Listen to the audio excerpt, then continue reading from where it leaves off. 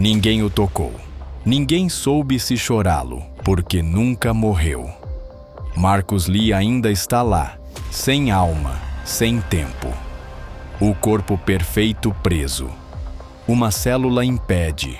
Uma célula que não sabe parar.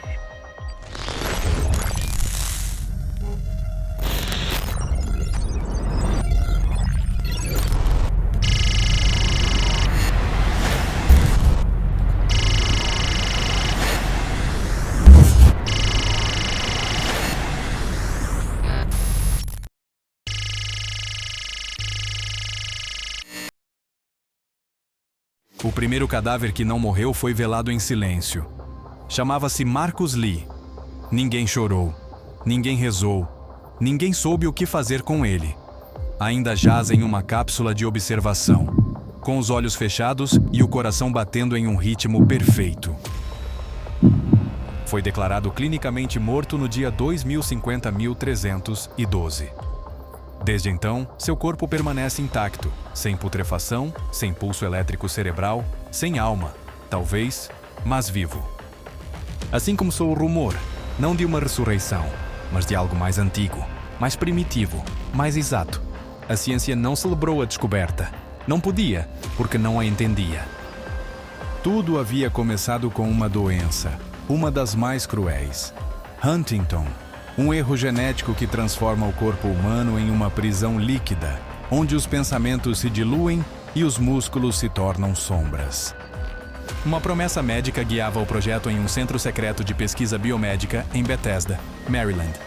A meta: curar o incurável, reconectar os neurônios mortos, devolver a dignidade a quem a havia perdido entre espasmos, saliva e esquecimento. A base do experimento era biológica, não divina, ou assim pensaram. Uma célula-tronco foi modificada para acelerar a regeneração de tecidos do sistema nervoso. Foi inserida em ratos, depois em primatas. Os resultados foram surpreendentes. Recuperação total das funções motoras, reversão de dano cerebral, regeneração completa do hipocampo e então, mutou.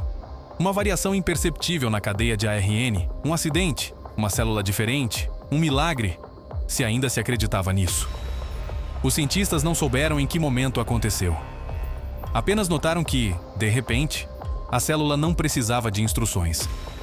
Detectava o dano antes dos sensores, curava antes da dor. Apenas obedecia a um mandato que ninguém lhe deu: reparar, regenerar, permanecer.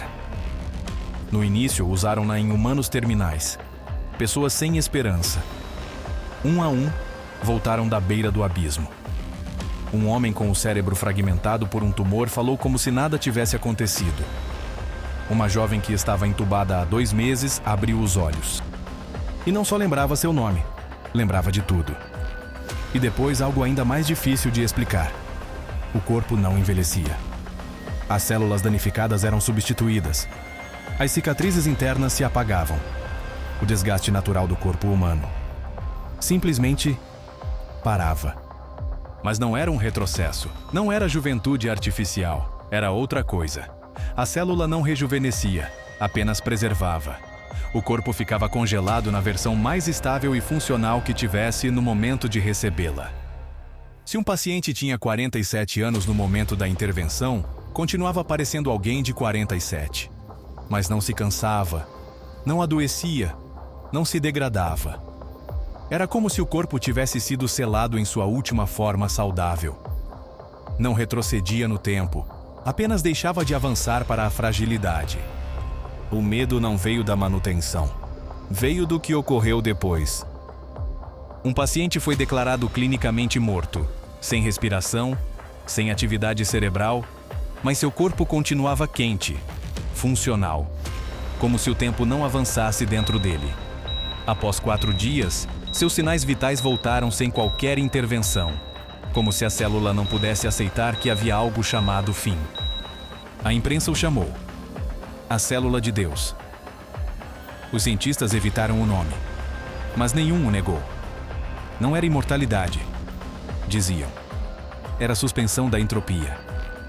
Uma célula que não permitia a degradação do sistema biológico, como se o corpo humano tivesse sido redesenhado para nunca se quebrar. Um novo Adão, sem pecado. O que se seguiu não foi uma explosão midiática, mas um cancelamento súbito. O projeto foi selado, os laboratórios esvaziados. O governo interveio. A comunidade médica mundial foi silenciada sob protocolos de segurança biológica, mas o boato já havia escapado. E o rumor fez o que os rumores fazem. Transformou-se em medo, porque ninguém sabia como detê-la. A célula, uma vez dentro do corpo, se replicava com elegância. Não invadia, não destruía, mas também não obedecia aos limites. Uma mulher com queimaduras graves foi tratada com a célula. Sua pele regenerou em dias, mas também o fez uma fratura antiga que havia cicatrizado mal 30 anos atrás. Em seguida, a estrutura óssea se reconfigurou para alcançar simetria perfeita. Os olhos corrigiram sua miopia sem intervenção alguma. Era como se o corpo se tornasse um ideal de si mesmo, uma obra em constante restauração. O problema não era o resultado, era a impossibilidade de deter o processo. A célula não tinha um interruptor, apenas um propósito: continuar. Em zonas clandestinas do mundo começaram a aparecer os primeiros portadores, pessoas modificadas. Não envelheciam, não sangravam, não se quebravam. Tornaram-se objetos de culto, depois alvos de caça. Alguns se escondiam, outros se exibiam. Cobram para mostrar o impossível. Uma cicatriz de bala que desaparecia diante da câmera. Uma mãe que sobreviveu a um acidente sem sequelas visíveis. O mais perturbador era que já não podiam ser considerados pacientes. Eram estruturas biológicas em permanente estado de reparação. A humanidade, acostumada a temer a morte, não soube como temer a eternidade. Os governos responderam com protocolos de isolamento. Os regenerados foram considerados agentes biológicos incontroláveis. Foram promulgadas leis, corpos foram confiscados, mas não se encontrou uma forma de reverter o processo nem de isolar a célula. Porque já não era uma célula. Era uma presença. Uma ordem inscrita na matéria. Alguns começaram a chamá-la de o segundo fôlego. Um novo apocalipse, não de destruição, mas de permanência. Não foi o fim do mundo, mas sim o fim da ferida. E sem ferida, não há história. Sem fim, não há fé. As religiões colapsaram lentamente, porque se o corpo já não sofria, ninguém sabia como continuar acreditando. A tragédia foi substituída por uma calma insuportável. Uma humanidade sem dor, sem despedidas, sem marcas, sem redenção.